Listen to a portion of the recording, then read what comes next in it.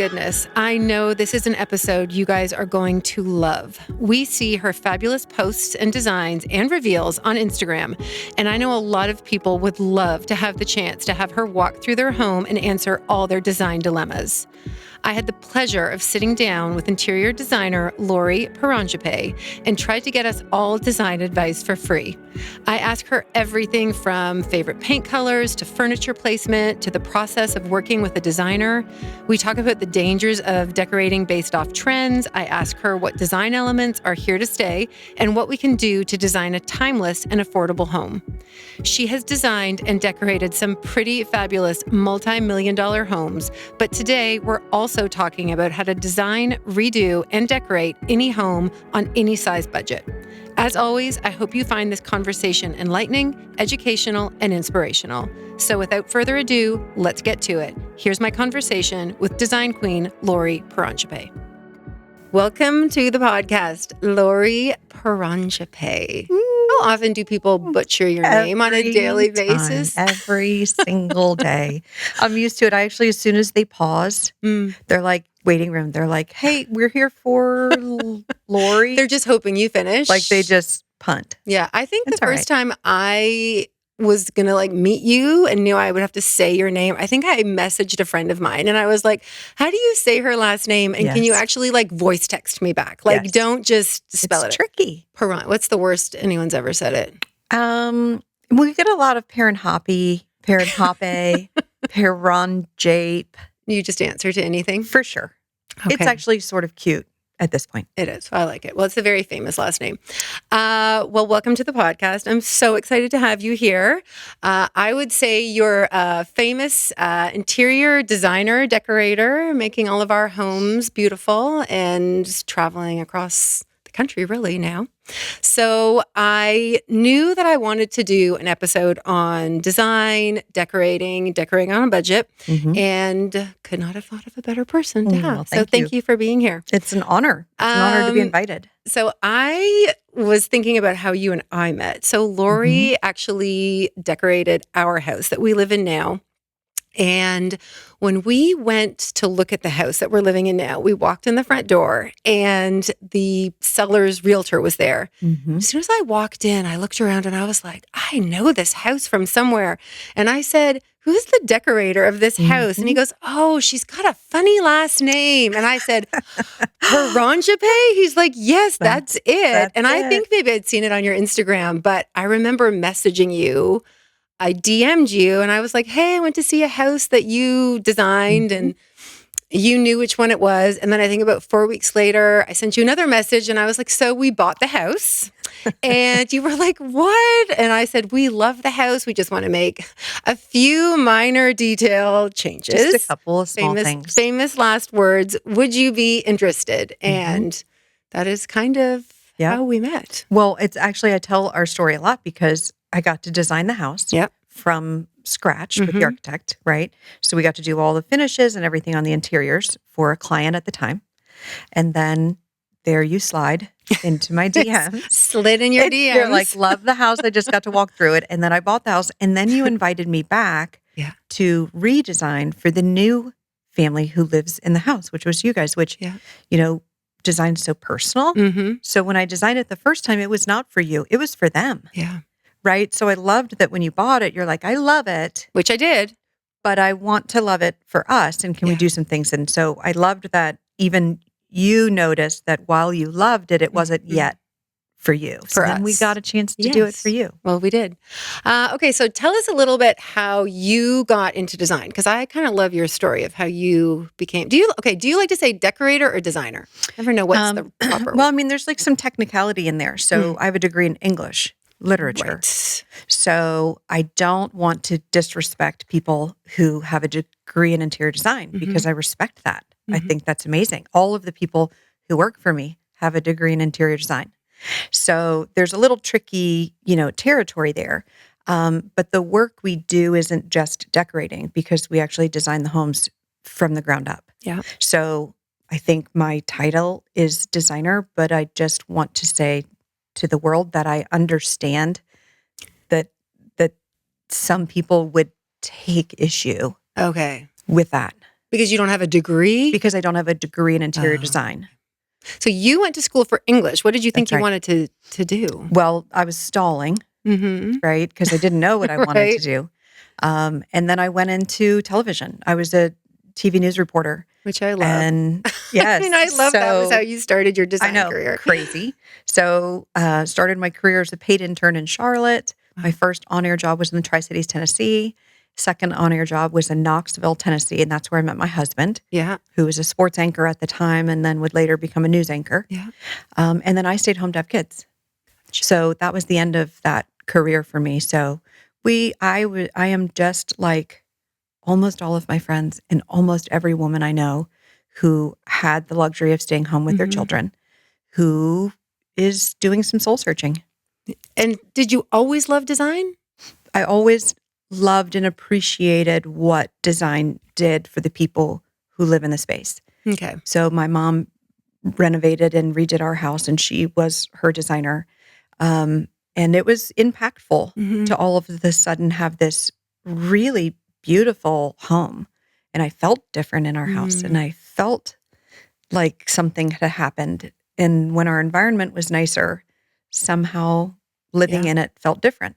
Did you know you were, because there's people that can love design, Mhm.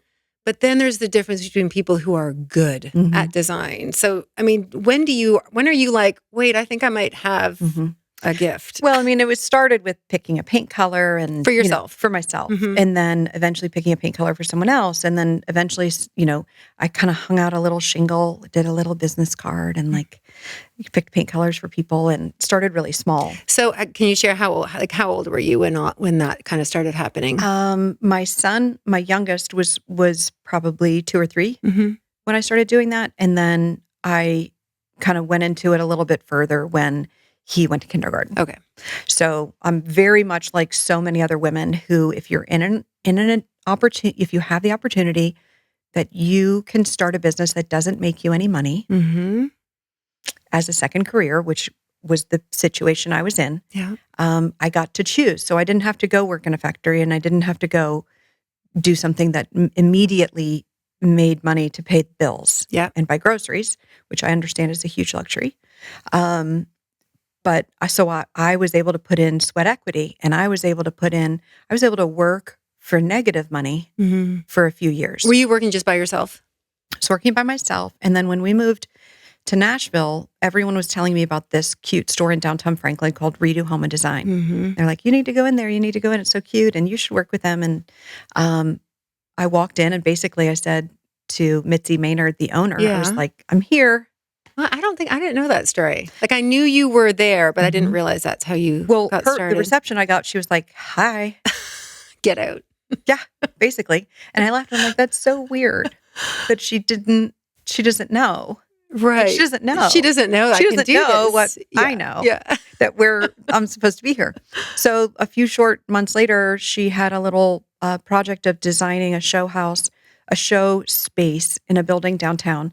And she invited me to do that with her. And when we worked together, we were sort of magic, the two of us. Mm. So she has been my business partner since then.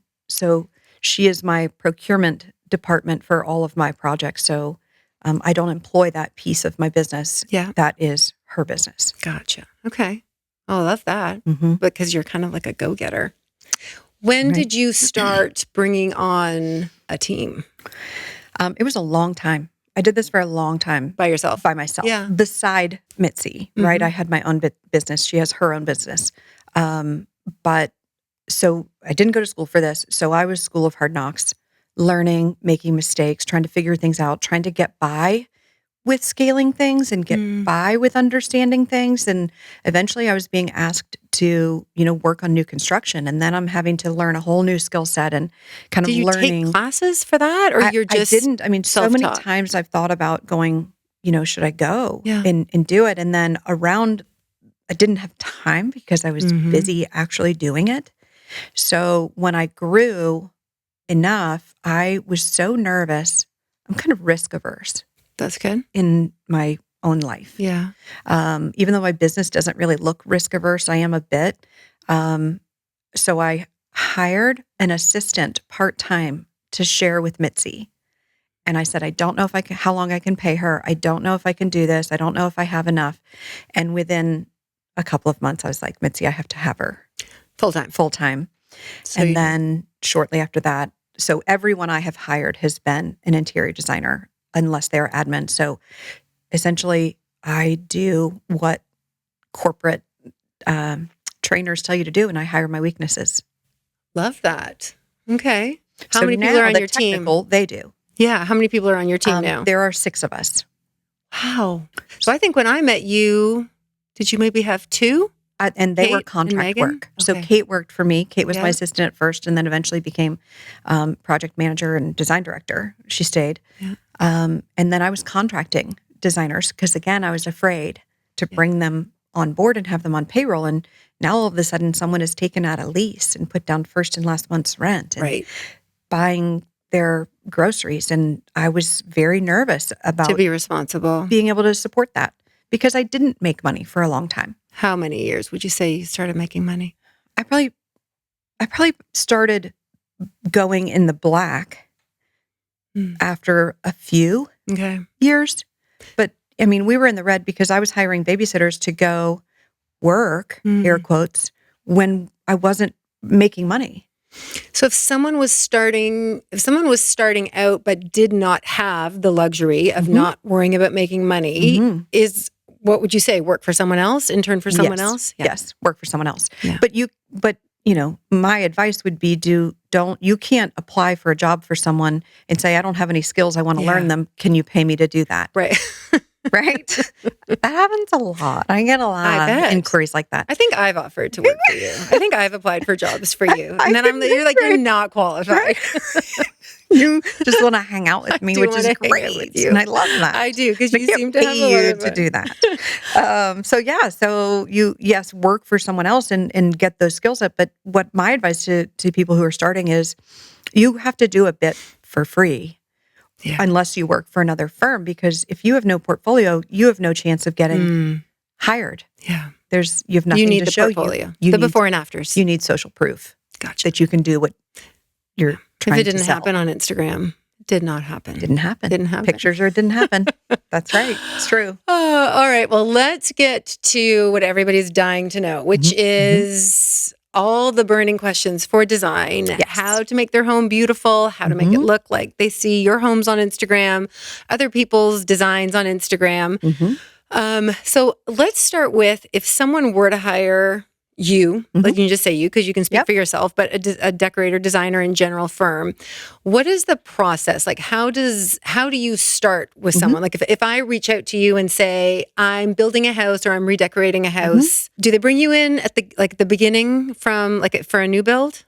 Ideally, we're hired around the same time, sometimes before the architect Okay. and before the builder is retained. Do you usually work with the architect? Yes. Okay. That is preferred. Prefer. Yes.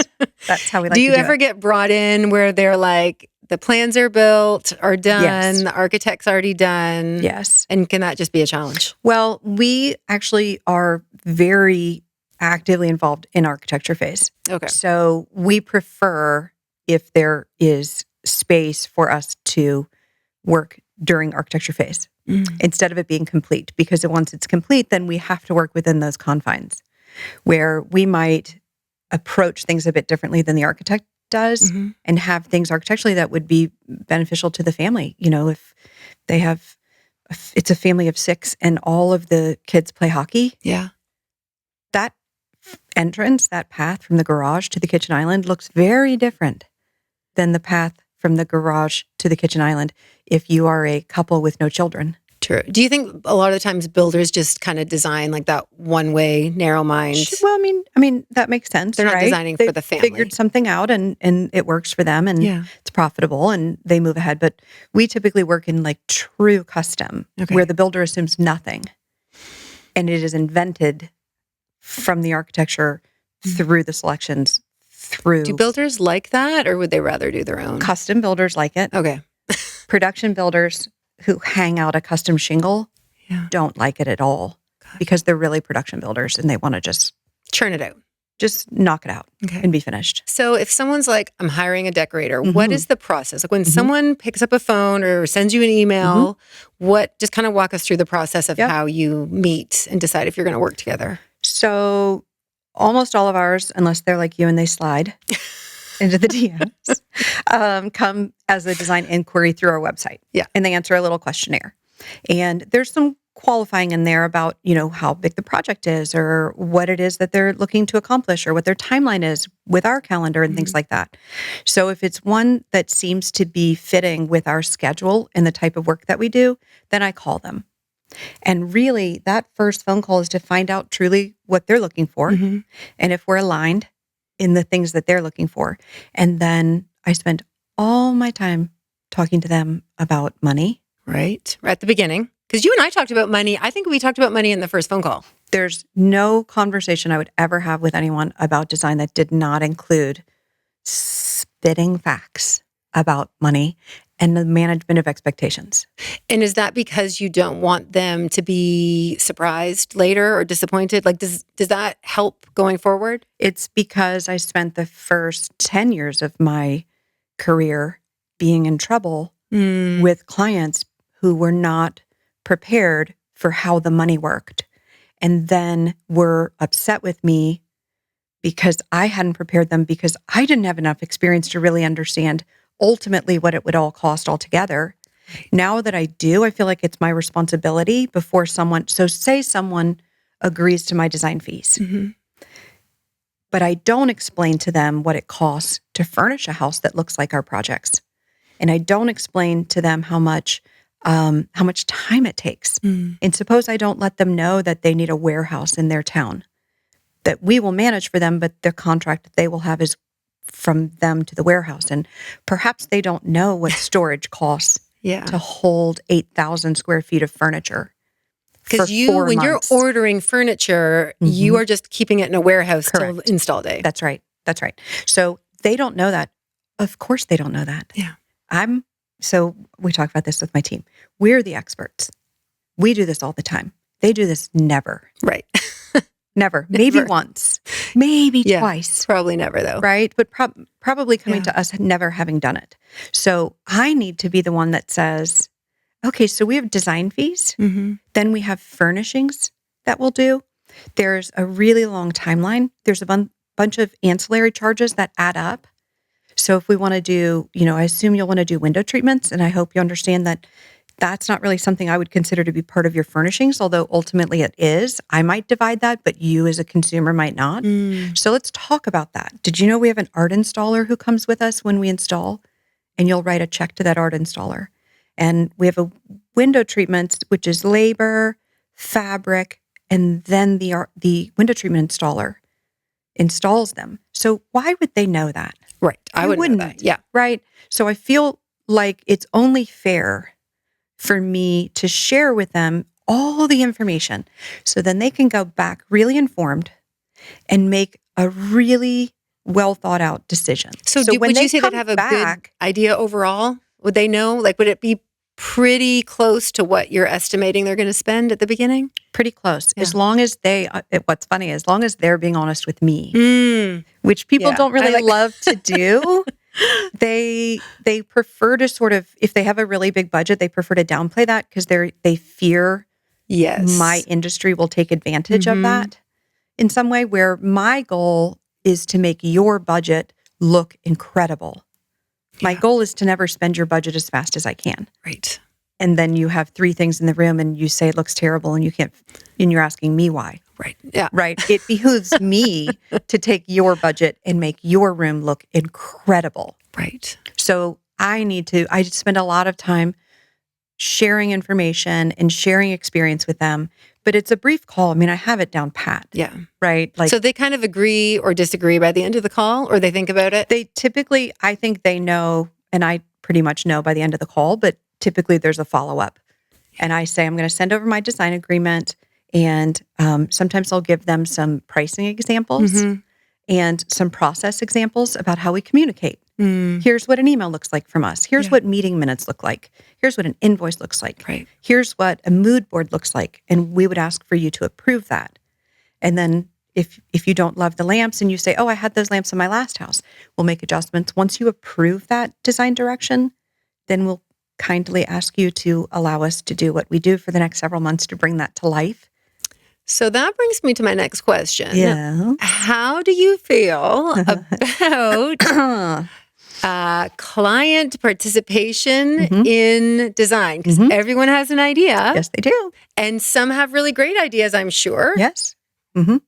Some maybe don't have great ideas, also sure. Yep. So how do you kind of like do what you just did when someone's like, well, I really want to be involved in the kitchen, or I really want to incorporate my great grandma's coffee table. And you're like, wow. Or are you like, great? So that happens also in the first conversation. Okay. And the first conversation is, our firm approaches things this way. So an example I give is, if you are the type of person who wants to see the linen samples and look at it in artificial lighting on the inside and then take it outside to the driveway to look at it in the sunshine, you are going to despise me. I am not your girl. Yeah. I can refer you to really talented people who will walk through each and every decision with you. Is it just because it takes too long? Like, that's your job?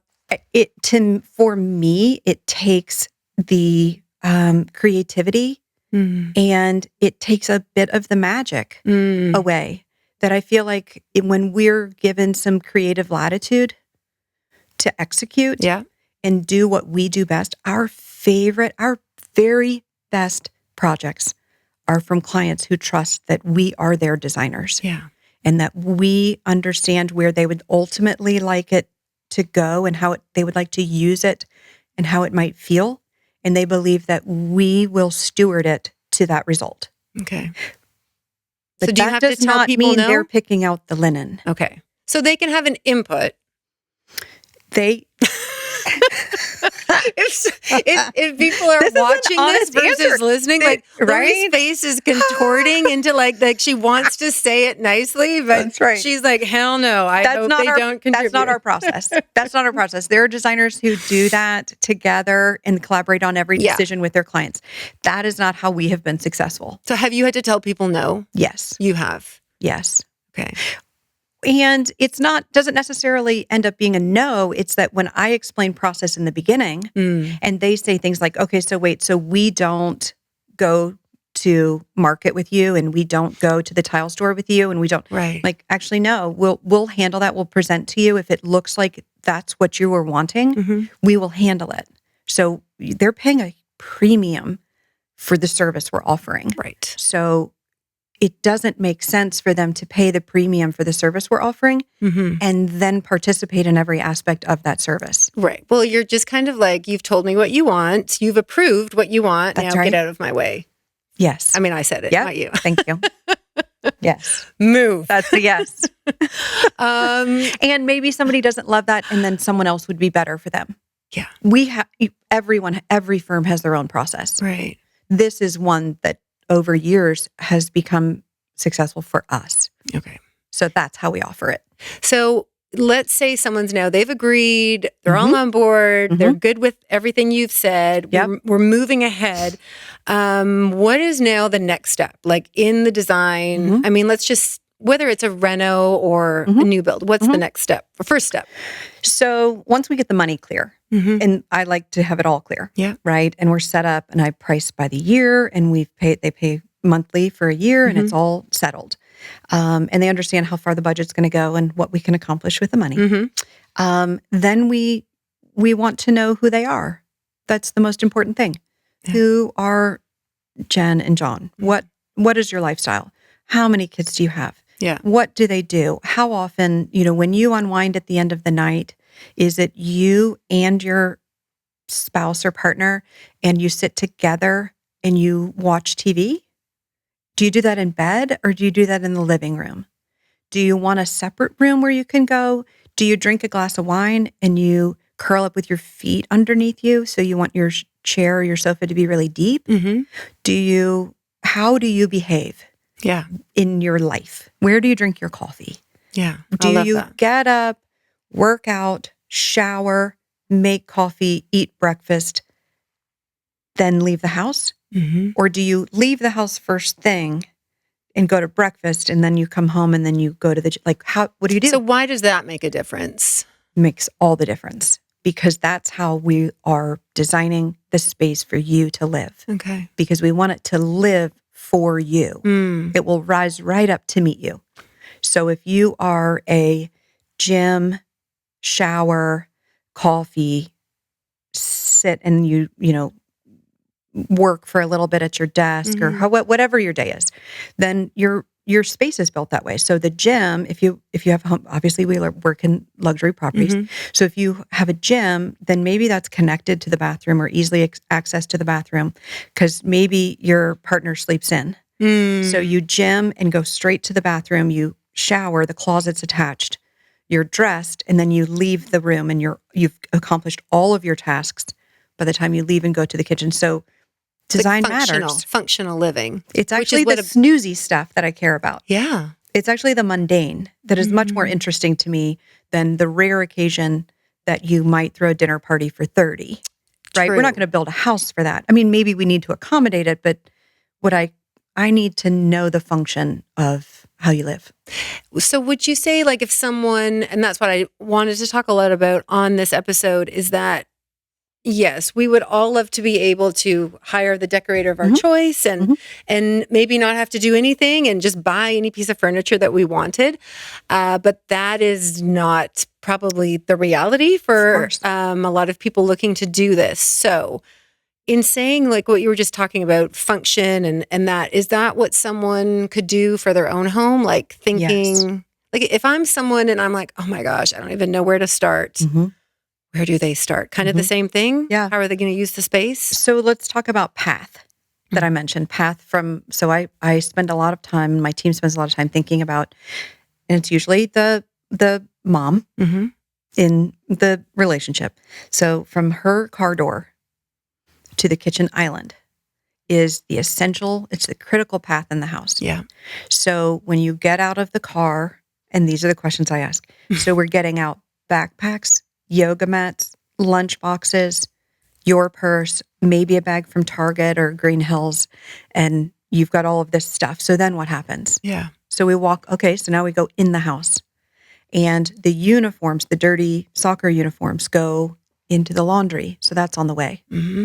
A stop for everyone is the kids, and they have closable storage space. So we don't look at all of their stuff because they don't put their things away neatly. Right? Wait, what? So we have cubbies, and I don't, when they're doing that and unloading, I don't want them in the hallway because I'm trying to walk by. Right. So I want them in a room that's off to the side. Okay. And then, so not everybody has those luxuries to design it that way, but we do all have a path. We all have a path. So let's look at that path. Yeah. So if you don't have a big mud room with a laundry room, then maybe you have wall space in your garage. And you can unload some things and have some pegs or buy some lockers or things like that. Maybe you have a laundry room, but you don't have storage for the kids. So maybe we, again, utilize the wall space so we can hang some things up and get them out of the way. Yeah. Do we have a place for the shoes? I have backdoor shoes and I have closet shoes. The system makes sense to me. The backdoor shoes is what you wear all the time? I have backdoor shoes. I have my slides. I have my runaround, like play running shoes. And I have a pair of Uggs. Okay. And they're at the back. They're in my cubby. And then I have my closet shoes. Yeah, which you hardly wear. And those are like my outfit shoes where I'm like picking an outfit, right, for the shoe. Yeah. But I need a space for those. So do you have backdoor shoes? And if you do, let's find a home for those, whether it's a basket or maybe they go above the refrigerator in that weird cabinet no one uses. Like, where are you in your daily? Right. And then design your path to the best of your space's ability to function for you as a family so you cannot have everything piled on the island. At the front door or in the front door. If you're someone coming in your front door, you walk right into do that? That's right. The stairwell or something. That's right. I mean, what, a coat hook? Something. A basket, a little table with a bunch of baskets, or it's a buffet. And you have drawers and cabinets and surface and all of those things that you can kind of put everything away. But, that's why in new construction, who they are and what they do is incredibly valuable for us that we have to know who they are in order to create that entrance, that common entrance. And you guys do use your front door a lot. We do. Right? So your mudroom is off your garage, but your family. So Mm-hmm. because I follow the rules, park in my garage. Mm-hmm. I come in through the mudroom and Yes. I do all the things you just said. That's right. Now, my children Mhm. and my husband love to park at the front door Yes. and come in that way. I do not know why. With all I their have stuff. said it multiple times. And where do they put their stuff? At the front door, Mhm. just dropped. Mhm. For lacrosse bags, shoes, the Mhm. dining room table. Mhm. I mean, the amount of times I'm like, this is not the drop place. This is Mhm. not where it goes. Yep. I don't know. They Yep. just, they love to do it. I So don't know. if we had gotten to design your house from the ground up, Yeah. we would have accommodated for all of those things in the Ugh. construction. But the question was actually, how do people who don't have that, Yes. how do they do it? And it's just, for one thing, just observing it. Mm. Observe yourself. Okay. Walk through your house if people are listening. Just walk through. What's there? Yeah. Is it shoes and backpacks and lunch boxes and all of that? What's the stack on the island that doesn't belong? Mhm. What is that stuff? And if that stuff needs a home, do you have anywhere you could designate between the kitchen island and your car door? Yeah, because because that was a that's big where it- question. that's where it was for belongs. clutter. Like where? Sorry, Mhm. where do you put Mhm. the clutter? Like where are you putting the stuff Mhm. that maybe you don't want to see, or someone's coming over and you're like, oh gosh, That's right. quick. That's right. But finding a place for I mean, everything. ironically, I'm the messy one in my family. Yeah, that is ironic. So, right? So they each have their cubbies, which are kind of smaller. Mine's huge Mm. and it has a surface. So I put my computer bag in and my crossbody bag goes Okay. in. And then my sunglasses sit there. And then I have a cabinet that has a hanging rack. And I hang up the jacket that I have on that day. Mm. And I slip off my back door shoes inside and I close the doors. Yeah, I love the closing doors. We So it don't have looks closing doors. So tidy. Should put closing So you don't know doors. what's behind there, but it's just mine. I'm not bothering anyone. Yeah. It's not in anyone's way and it's tucked away. Okay. Love that. All right. One of the big questions that kept coming in was, let's just say someone is doing their own room, Mhm. whether they're redecorating it or building it. Well, let's Mhm. just go with redecorating. So Okay. I have a living room that is, I've had my stuff for 10 years Mhm. and I want a refresh. Okay. And I'm like, you know what? I want new wall color, maybe new flooring, Mhm. new furniture. And this is something I have no idea. Do you start with the wall color? Do you start with the Mhm. furniture? Do you have to look at it Mhm. like an overall project? Yeah. So yes, overall. Okay. Like what's our goal? Where are we going with this? Ultimately. Like maybe we Don't just pick your favorite start paint color running, and start painting. right? Yeah. Like don't start running if you don't know where you're going Okay. yet. But it actually goes to how to use the skills that we've developed, how people who don't have that skill set can do it as well, is to really examine the things that you love. Mm. What are a couple of images that you've saved in your Instagram? Okay. What are the screenshots on your phone? What are you, if you have a Pinterest board, what's on there? Look at those. There's commonality. And you probably didn't even realize You didn't how realize. consistent you were. Every time you pick that there is a dark sofa, light rug, Mhm. and you love a upholstered ottoman in the Mhm. room as a coffee table, and the room is bright and light and airy. Yeah. Well, we just learned so much, right? And if you consistently choose those things, Mhm. that's really what you're going for. So Okay. now we know the walls are light, the floor is light, the rug is light, Okay. the sofa is dark. We have an upholstered ottoman, so we can begin to sort of build that way. Mhm. What is it about the room that you love? Is it fully styled? Do they have really great lamps? Do they have no lamps? Do they have what's the decor on the cocktail table? Okay. Is it stacks of really great books? Are there any live plants in the room? Yeah. What is it that makes it look so polished? Because I think a lot of people just stand in the room and stare. And they hope this might have come to me. You hope the idea is just going to, like on an HGTV show, just like the furniture is going to start moving around. Yes. And you're like, I Yes. knew I was a great decorator. Yes. Well, But- I think there's two camps of people, the home decorator. There's two camps. Okay. The one camp is I'm going to go and that's it. I'm tired of it looking terrible. Yeah. I'm going to go spend really good money and I'm going to go to Restoration Hardware Yeah. and I'm going to spend 30 grand Yes. and I'm going to do it. And we're going to do it right this time. Yeah. And you go spend $30,000 at Restoration Hardware and you are big timing, Yeah. right? And you just bought one sofa. And all you have is a sofa Yeah. and a chair, Yeah. and a coffee table. Maybe. And there's no like ambiance and there's no vibe and it doesn't smell good. And Yeah. there's no You're like, wait, rug, this and store looked it's so not much a piece better. of art. And there's just Yes. nothing. The other camp is, remember, Pier 1 is gone, but you know, Pier 1 Yes. vibes, right?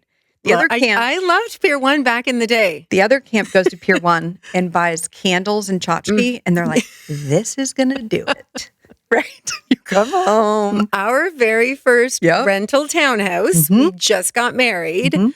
We were living in Canada at the time. There was an IKEA right down the road. Yeah. We had no budget. Mhm. We pretty much furnished everything from IKEA and Pier 1. Yeah. I got to tell you something. Mhm.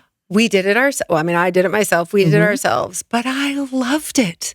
And I was so proud of it. And it was still beautiful. That's and right. I think that's the thing. It's like you can have a certain budget, but it's like if you love it, Well, it worked for us at the That's time. right. And if you don't innately have taste, Mhm. like if that's not really one of your gifts, you can study anyone's work. Oh, yeah. Study With anyone's social work. media now, What it's crazy. are the things that make, why do I love that room? yeah. Why Yeah. do I love What it? makes me love Study it, circle it, Mm. make your list to the side. That's your dream list now. Right. But I believe if you have taste and understand the scale and layering things in, then you can go to IKEA and Pier 1 Yeah.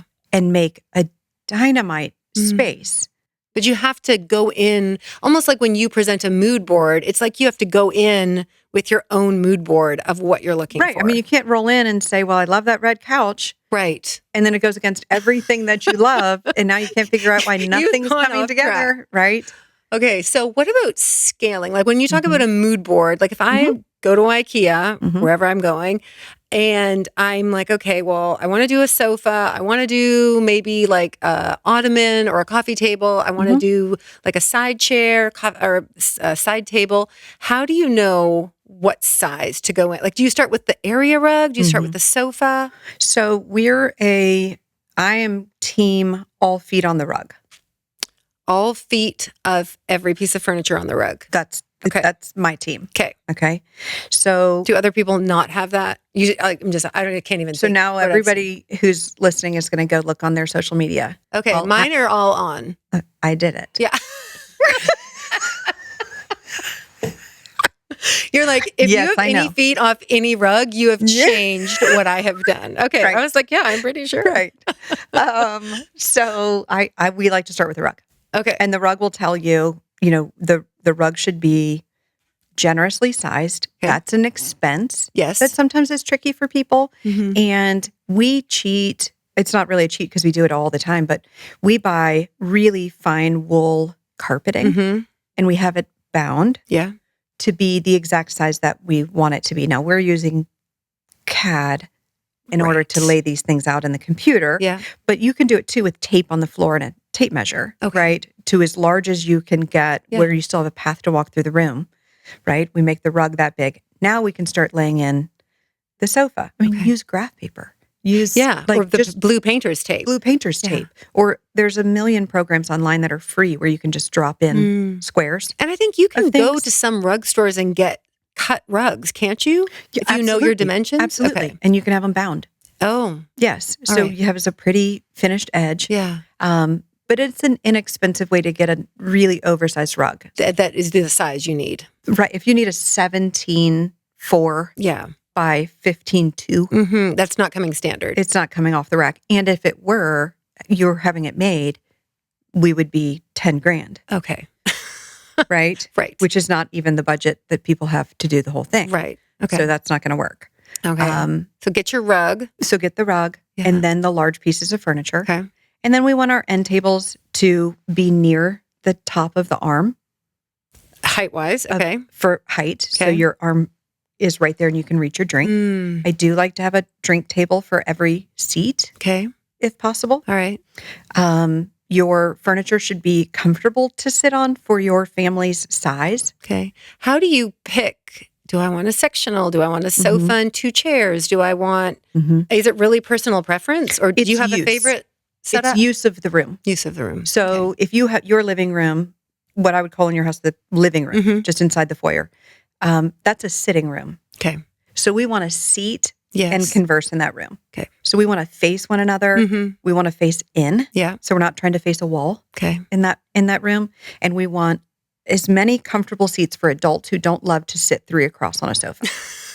Right? We don't like to do that unless it's family. What? Yes. Okay. Right? So because we don't have a TV in that room. That's right. So if So you don't we're have all a TV, facing in. you're all facing in. That's right. So then we go into the family room or the den. Yeah. Now we're facing the TV.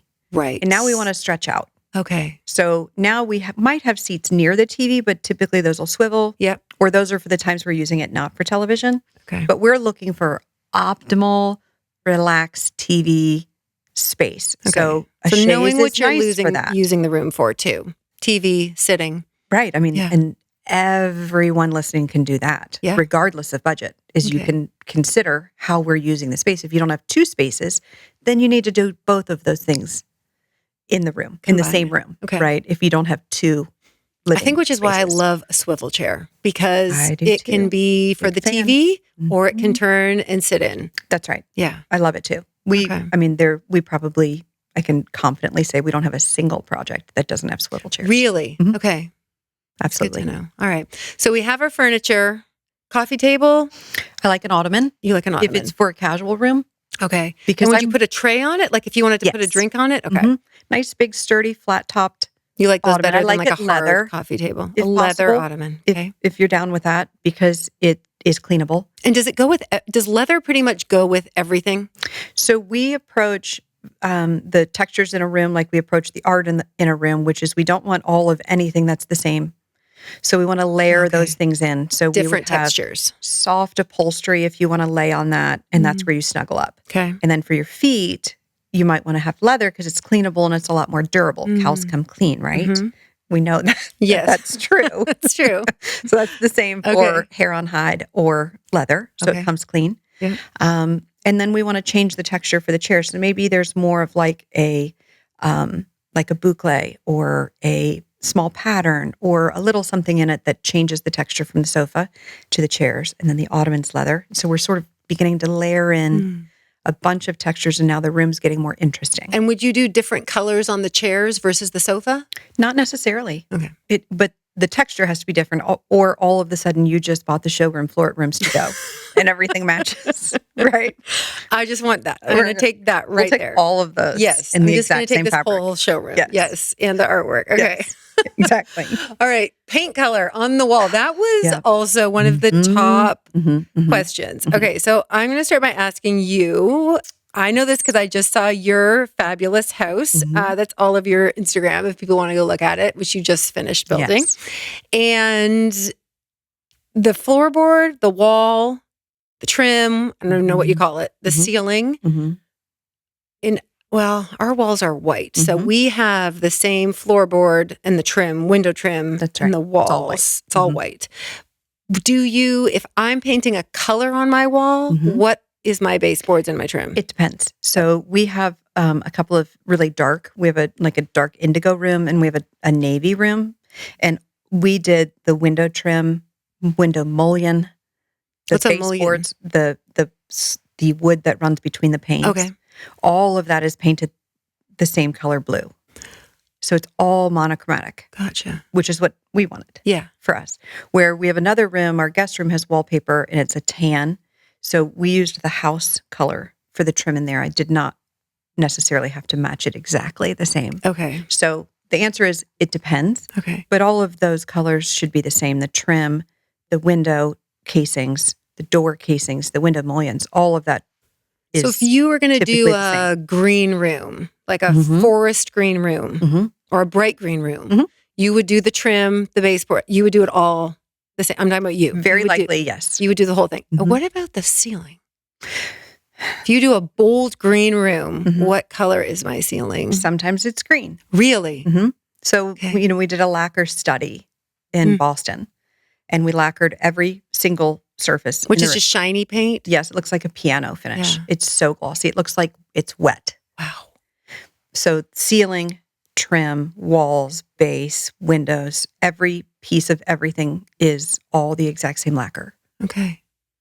So would you say you're not that much of a fan of like the white trim in the boards if you have like a colored wall? again, it sort of depends. Like to me, I just kind of see that as a bit traditional, where if you might picture red dining rooms was a big craze, and during that red dining room phase, we all had white woodwork, Yes. right? Right. So I sort of have memorized that as being a bit more traditional. Although I can think of a black room that I love and having the crisp white trim. So it's an It's your personal unfortunate answer preference. for your listeners, Yeah. and that is it is case by case. I think if it is a home, someone just doing this from home, doing their own space, I would maybe suggest playing it safe and sticking with the trim of the house, keeping it all the same. Okay. Even if you want to have a black room or a Keeping navy it room. with white. That's right. Because what I'm doing when we're doing all of that is more expense because there's more expense to change it. Okay. Gotcha. All right. So speaking of trends, Yes. the red walls. Yes. I know you love to talk about trends. Love it. You don't really. You don't really. Okay. Thoughts on decorating more timeless, traditional versus. I mean, we were talking about this earlier. Scrolling through your Instagram and being like, "Oh, look at this! I love this. It's all I'm seeing. I'm being inundated. This is so amazing. Everybody's doing it. I want to do it." Versus maybe just thinking what's timeless, what just requires a coat of paint if you tire of it. What's your thoughts on trend decorating? It's tough. I mean, it's really tough because the medium that I work in is expensive inherently, right? Building a house, making decisions on the house, permanent things in the house, furnishings are expensive. Everything is expensive. So a comparison would be we change the cut on jeans. They go in and out of fashion, right? So we might have a skinny and now we need a wide leg or we need a flare or we need cropped or we want full length or we want all of those things. That's a little less expensive. Yeah. To participate changing your in, house. Okay. Right? Changing your house is a little bit tougher, but it is hard to not fall in love with the things that we're seeing in our feed. So it really becomes a question for you personally, you yourself, is if you love it, be honest with yourself about if you loved it before it became trendy. Did you really, really love it? Or do you love how someone else executed that really, really well? Does it belong in your house? Is important. What about your neighborhood? Is that a question you need to ask yourself? It depends on what kind of neighborhood you live in. Yeah. Like if you have if you live in Brooklyn and you have all of these brownstones. Right. Are we doing Adobe style? I don't even know what that is. We're not Southwestern, right? All right. In Brooklyn. Okay. So there's a little bit of regional and appropriateness for where you live. But it is your house on the inside and it belongs to you. So, but asking yourself those questions is, I think, important. You're allowed to participate in any trend that you want to, knowing that the longevity of it is questionable. And so then plan your investment accordingly. Yeah. Like investing in a trend of sofas or fabrics or interior paint colors is a lot less expensive than materials of your walls. Correct. Yeah. Or the kitchen cabinet style and color and all of those What's things. the safest, never going out of style kitchen kind of design or cabinets to This may be controversial, but I think a white kitchen just never, ever, ever, ever leaves. Yeah. It comes in and out of like the peak of fashion, but it never leaves. Right. It might not be the darling, like you might see wood kitchens are having their moment, and that's a big deal. And you're seeing all of these kitchens with a really light blonde wood, looks very California. Yeah. And that's really beautiful. But we also tore down houses that were covered in wood from the 1970s. So I'm not saying don't have a wood kitchen. I'm just saying plan accordingly. Commit to it. Commit. You've got to be committed. That's right. Because I've heard a lot of people, they're like, oh, white's going out. And I'm like, I don't feel like it ever is going out. Well, white was the darling. Yeah. White was the darling. It had a moment. White exteriors, white interiors, white everything. And we didn't design homes that were not white for a long time. And it is beautiful. I grew up in a 1930s house across the street from a painted white brick house. We didn't invent painting brick white. Yeah. It's been around. Okay. It will never go away. Okay. The White that's House helpful is- for me to know. Right? The White House is white. Yes. The house across the street from my family house was white. Yeah. It is beautiful and it is a trend. Okay. It's both. Okay. But is it timeless? It's absolutely timeless. We have tipped over to having too many. Correct. We have absolutely chipped over. So we will have to find an adjustment there, Yeah. right? And I think we're going to go a little more earthy. All right. I think we're going to go a little more natural, a little more earthy, a little less stark is what's going to happen. And I think people are ready for, if they're ready for a change with their White House, we'll move to a neutral. Okay. So question. My house is white painted brick. Yeah. How would one change if you've already painted your brick? Mhm. What do you, am I painting it earthy? Well, if you would like a change, which by the way, paint colors, people love them. Yours is Shoji White Correct. from Sherwin-Williams. Everyone's a big fan. It's Yes. a soft white. Okay. It's just off. It's not stark. No, Correct. it is not stark white. And, you know, we see the houses when they look like someone painted them with white out Bright white. and There's a lot. they're blue. I call that color white. White. What is that? Like Holy white, smokes. right?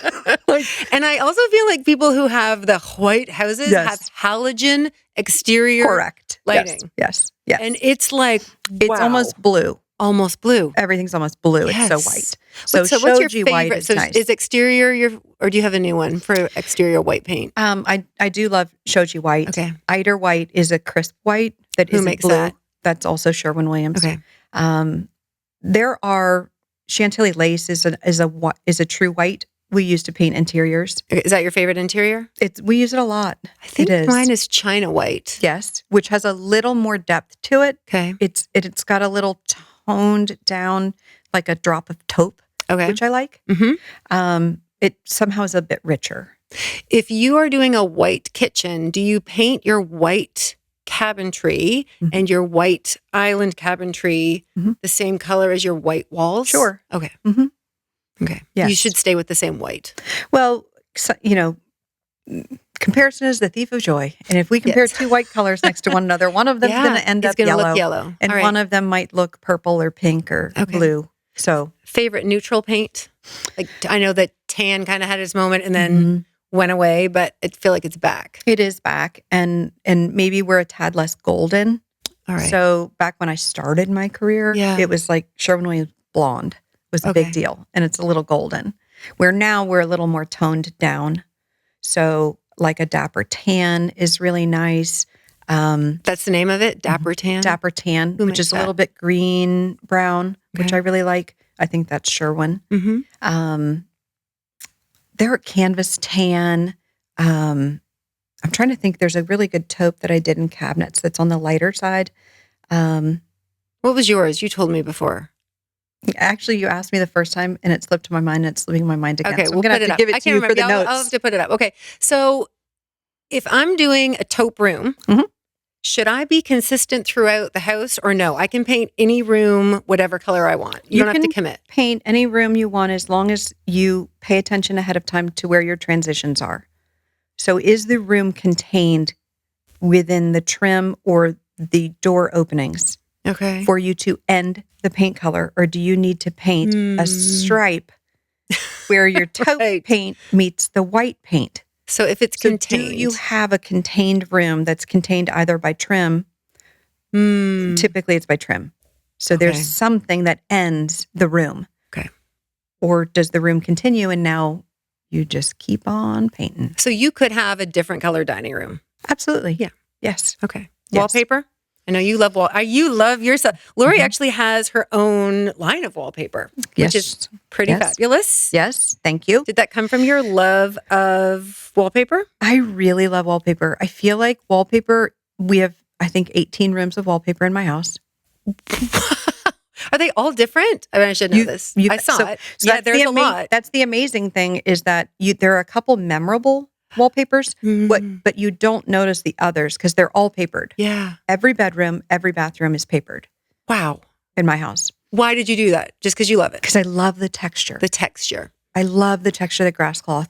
I love, you put grass cloth in our Mhm. front hall, and people often think it's black paint. Mhm. They're like, what black paint is that? I'm like, no, it's grass But cloth. it's rich amazing. and there's Yeah. variation and you see the seams in a really beautiful way. Mhm. And I love it. I Yeah. love it. Love it. I love wallpaper. There's an expense to it, but there isn't something else that gives you the same dramatic change for the same amount of money. Okay. So it really can transform a room. It makes a bedroom cozy. Yeah. It makes a bathroom interesting. You know, if you just have a very simple bathroom. I love when I see like half baths with like a Mhm. great wallpaper. Well, the nice thing about that, and I believe the reason we have a bit more reckless abandon Mhm. in a powder room is you don't see into it until you're in it. And when you leave it, you don't see it anymore either. So you're not in your dining room looking at the paper in your powder, Yeah. right? Or your living room and you're seeing the wallpaper in your powder Yeah. room. So it's contained. Okay. So we can handle a bit more energy Right. and then we leave it and we don't have to live in that sort of heightened. Oh, I like feeling. that. Okay. Very nice. All right. Kitchen countertops. Yes, this is a big one. Favorites. Or maybe just not favorites. Practical advice. Mhm. Do you have a few? So the most practical countertop is quartz. It is durable. You can do whatever you want to it. You can use a magic eraser and get this, and anything that sat there Yeah. for too long, it'll come right out. My preferred quartz is just clean white Yeah. because I don't think they're there on making faux quartz look real in most instances. So Okay. quartz that they marble All right. and they mark it as like a Calcutta gold in quartz, it is not generally a good sell for Okay. me. So I would do white White to keep it quartz. clean. Yes. And that's for people who really, really care about the durability. Now, I used quartzite, which is a natural material, and it is more durable than marble because marble etches, marble stains, marble scratches. Marble is stunning. It is If you stunning. love marble, oftentimes I will do marble on the walls. So a big slab of beautiful marble on the wall. That's like a So you get backsplash. all of that texture and Yeah. all the veining and you get all the good stuff out of the Yeah. marble. But if you care about your countertops always staying consistent, marble is a it's a pretty good adversary for you if Yeah. you want them to stay. Granite. Granite is very, very durable. It's less controlled in color. So there are not as many light colored granites and It's often people dark. are not as drawn right now to darker countertops. But I'm loving some dark countertops. There are some granites that we'll use for outdoor kitchens that are like, charcoaly with a little bit of green in them and as consistent as possible because you can't put quartz outside. Oh, okay. Fades in the sun. Okay. So you need to use a natural material outside. Do you like the island having the same countertop as the rest of the countertops? Room dependent, but typically, yes. Okay. All right. Yes. Kitchen table? Kitchen table durability, kitchen table size, kitchen table. We have a nook, like a banquette, I guess you call it, Yes. which I do love. Yes. I feel like a lot of kitchens I'll see where they're not even doing a table anymore. They're just sitting, like yours, you just have your island seating. We have 2 islands. 2 islands, and the seating is there. That's so is right. it really, again, just kind of what you like? Like, It's what your space is, what your layout is. A lot of times we have several house plans in the works right now. And the 2 homeowners that I'm thinking of are sort of going back and forth on, do we want to sit down at a table as a family and be able to be seated beside one another? yeah. Or do we want to sit in an island shoulder to shoulder? Okay. Whereas when we can have second islands, we can sit facing one another. And that feels very much like sitting at a table. So they're sort of in those debates as well. But I use your island condition as an example quite a bit because we made the banquette so big. We have 2 tables that are every day they're separated. Because they're So very you can- lightweight. They look heavy, but they're light. Yeah. So you can walk through the middle and you don't get stuck Yeah. behind Nobody a wants to giant be dining stuck. table. Yes. Nobody wants to get stuck. Nobody wants to get stuck. Yes. Oh gosh. Okay, I'm trying to think. What was the other? Oh, I know. I guess it could be any bedroom, but really like in a primary bedroom.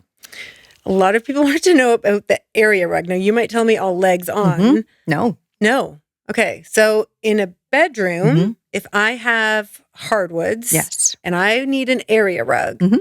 am I doing 2 at the side of each of the bed? Am I doing one large one? Mhm. Does it start halfway down the bed?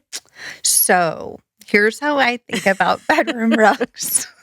And some people are like, I can't believe she thinks about bedroom rugs. Yeah. But I Well, totally no, I do. mean, it's, It's what we do. yeah. Think about your bare feet. And when you take your bare feet out of your bed, Okay. beside your, and you're next to your bedside Mhm. table, and you put your feet on the floor, your bare feet should touch a rug. Should. Yes. Okay. Mine do not. So your feet go down on the rug. And then if you walk around the foot of the bed, you're also on the rug. Okay. But the feet of your nightstand are not on the rug. So it's just in front of your Okay. nightstand. So your little Oh, tootsies. all right. So maybe a few feet. So a few feet off the wall. Yeah. Right? Okay. So the top of your bed and your nightstand are not on the rug. Gotcha. And then the rug goes right in front of your nightstand and it extends further than the foot of your bed. So you can walk a path all the way around your rug and make the bed Okay. and you're on the rug. I need to get a rug. Okay. Okay. I need a rug. Okay, this is clearly all right. Okay, favorite. Oh, let's talk about furniture. Okay. Because I was going to ask you your favorite furniture store. If someone was just going to go to the Mhm. furniture store and buy it, when you have a client order, do you pretty much order everything yourself? Like you're not going to Sprints or Restoration Hardware right. to pick up something. You're ordering pretty much everything. So we don't shop retail. We shop all to the trade. Okay, which you only as a decorator have access to that for the most part. That's right. So I know, as I've seen people ask you on your Instagram Mhm. before, where's the sofa from? Yes. I mean, how Mhm. often do people ask you where's something from? If they've been around for a while, they maybe don't ask. They're like, anymore. I'm not asking her Right, anymore. She right. shoots me down. But you made a good point. I saw you said, somebody is paying me a lot of money Mhm. to find them Mhm. this particular sofa. That's If right. I start sharing it with everybody, my value is lost Mhm. to the client who's paying me. It's not fair to the client who's That's right. paid for this information. But then you, and I would love you to share this, what you were saying about even if you gave someone a list of every single Mhm. piece of furniture in the room, Mhm. then what would happen? Well, it wouldn't look the same. Yeah. Right. So the example that we were talking about Mhm. when we were doing this was we were talking to Paige about makeup, and you can ask a makeup artist what makeup they buy, but you may not be able to recreate the face using those same products. Mhm. So the same could be said of design, that if you're given the list of things, when you pull it together, did you place it appropriately? Have you finished it with the window treatments and all of the elements in the room? Did you invest in art? Did you style it? Do you have a beautiful stack of books and accessories and side tables and all of those items? Mhm. My no to sourcing things is never to be an elitist Mhm. or to not answer someone who's asking me an honest question. It really is that our clients allow us to share these images, but they don't, like you said, I don't think it's fair to reveal all of the things that I've spent 15 years in business and for them a year and a half collecting and sourcing. Mhm. And then in a couple of comments, It's all out there. there it is. Yeah.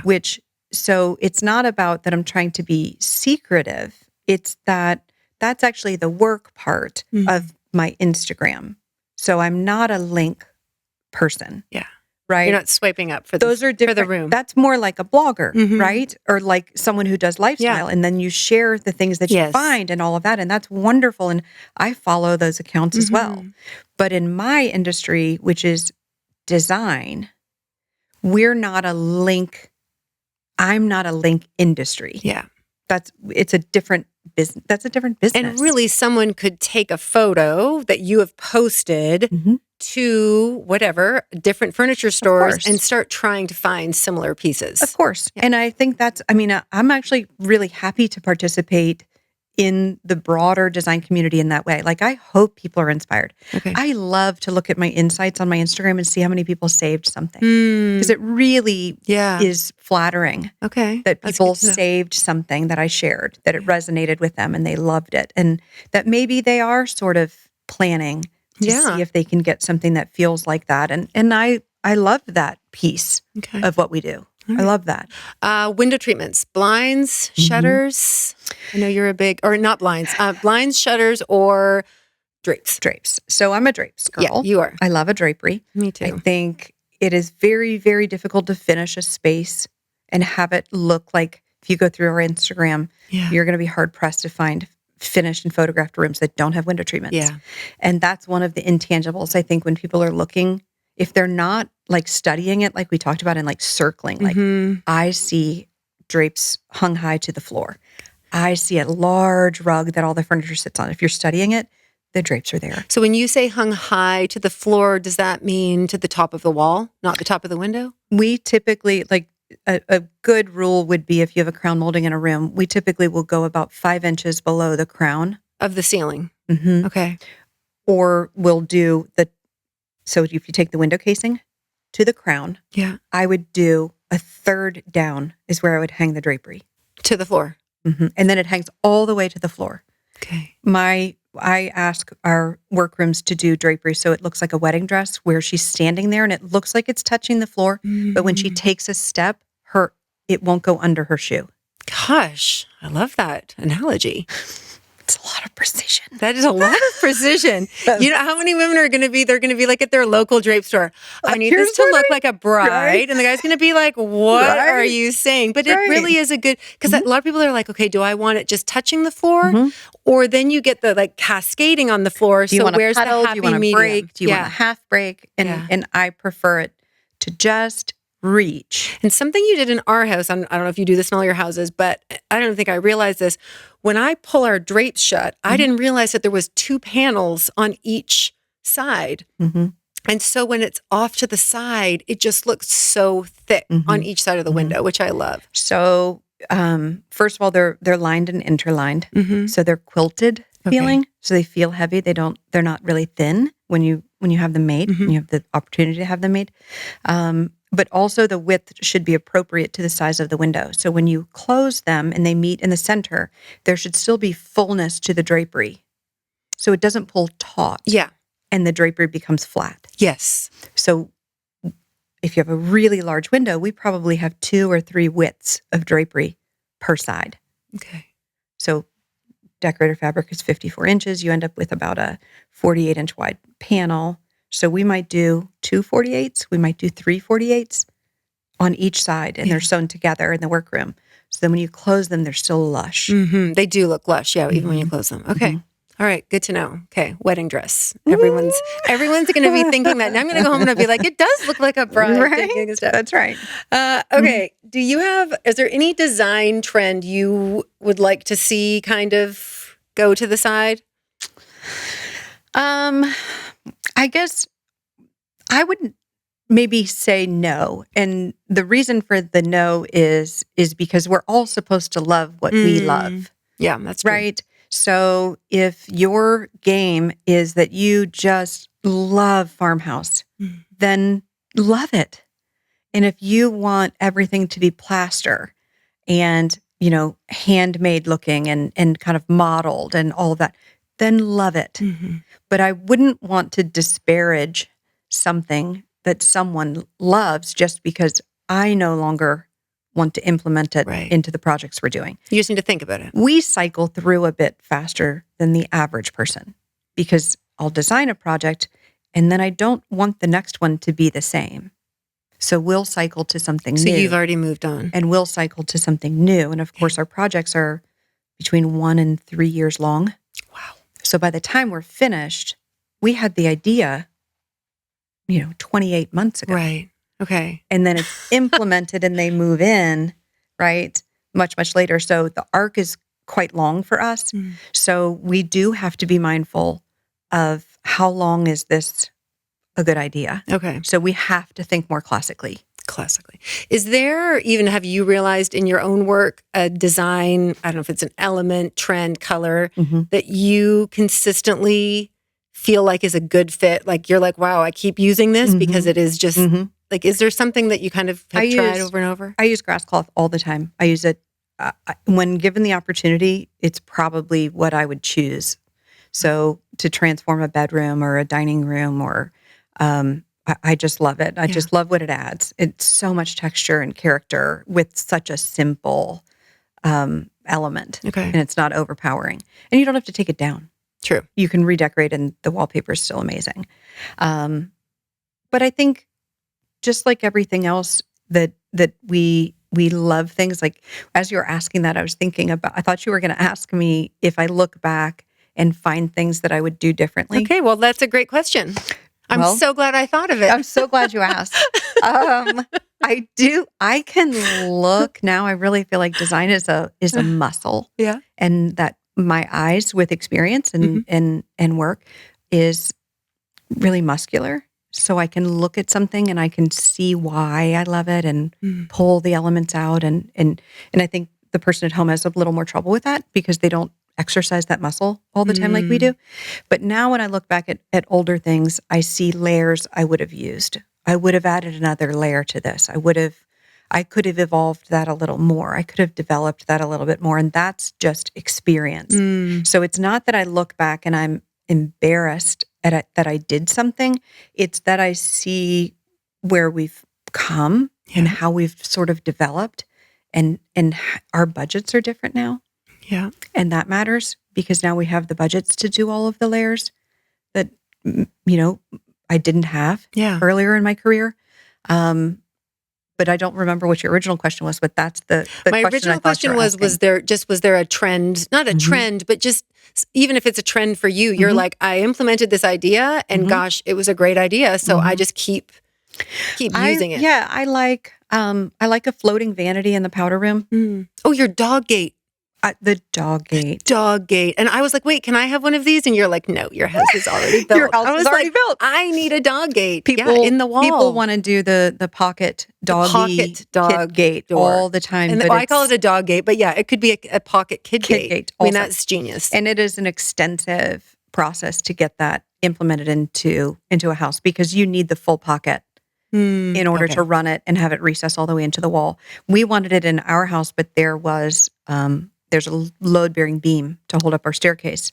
So you couldn't go into the wall, right? But that beam seemed pretty important. That little thing. So we kept it. Well, that's, okay, that's a good one. Okay. But yeah, no, there's some, floating vanities I love. I feel like wallpaper is one of our tricks in order to get finished looking spaces.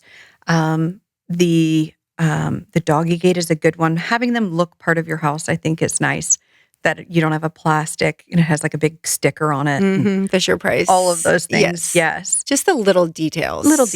And I think that's what we hope to deliver. Like we talked about process, like what's our process? And we talked about the beginning and the money and then getting to know them and all of that.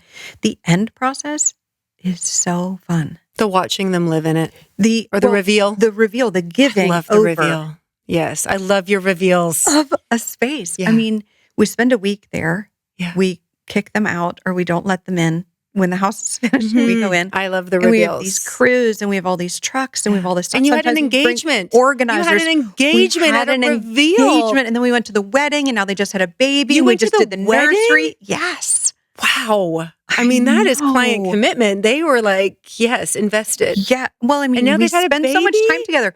You were my client how long ago? And here we are. Years ago. Yeah. Right? Like these 4 are or 5 intimate relationships that we have. Like I love that. I know because he proposed to her during the reveal. Right. He called us we were there for a week in Boston. He called me on a Wednesday and said, hey, I think I'm going to propose and I want to do it after the reveal on Friday night.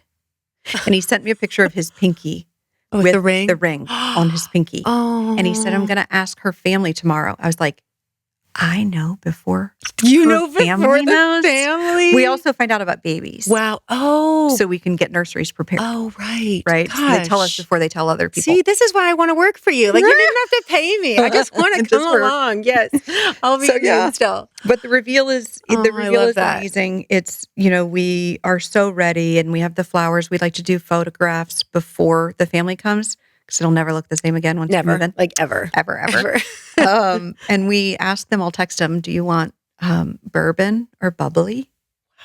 And then we pour and we're like, okay, now we're ready.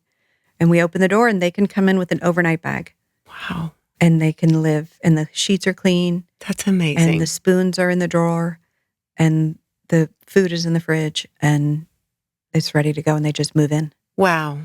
Well, I love that. And anybody, if they're not following you, I'll put your Instagram handle up. It's at Mrs. Paranjape on Instagram. And you do a great job on your social media of Thanks. just documenting and showing all that kind of great stuff. And I think that's the thing. I love following you because you often do get a little sneak peek into the families that you're decorating for, and just to see the excitement on their faces and just what an impact you're having on their living. Well, I thank you for being here and answering all of our questions, and maybe we'll have you back again soon, because I'm sure after this I'll think, oh, I didn't ask her this or didn't ask her this. So, Well, thanks for letting me talk about my favorite topic. of course, anytime. Thanks for being here. Thank you. Thanks.